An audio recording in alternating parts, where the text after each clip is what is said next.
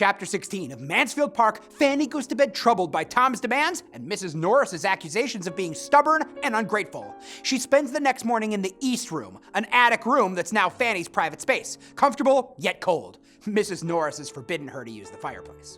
Edmund comes consult with her about Tom's plan to bring in a stranger to be in the play. Surely Edmund should play the lover role to keep the theatricals private and to protect Mary from discomfort. When Fanny does not wholeheartedly support his plan, Edmund reminds her of Mary's kindness the night before and takes Fanny's hesitation as agreement, and then he leaves. In Chapter 17, Fanny is miserable and jealous when she sees how glad Mary and Edmund are to be cast as lovers. Everyone bustles about happily while Fanny, out of the action, is again ignored. Mrs. Grant and Fanny, separately, pity Julia. Mary scorns her, and Maria goads her by using the play to flaunt Henry's attraction to her. Tom and Edmund are oblivious to their younger sister's pain, distracted by the play.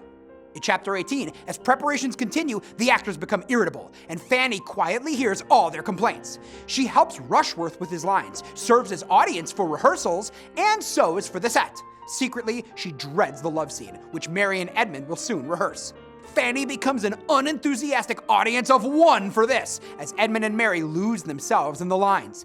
As if things couldn't get any worse, at the evening rehearsal, Mary announces Dr. Grant is ill, and because Mrs. Grant is with him, Fanny must read the cottager's wife's lines. True to her nature, Fanny blames herself. She should not have left her room.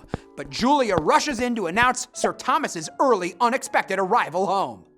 Before writing Mansfield Park, Jane Austen had been unsettled for about 9 years, as she, her parents, and her sister moved several times to rented rooms.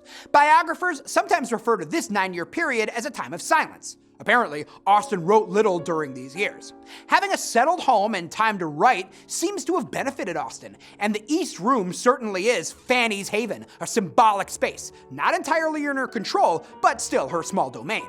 Austen very likely chose Lover's Vows as the play to be performed because some scenes developed the idea of dangerous influences by placing the young actors in inappropriate relationships and putting immodest lines in their mouths.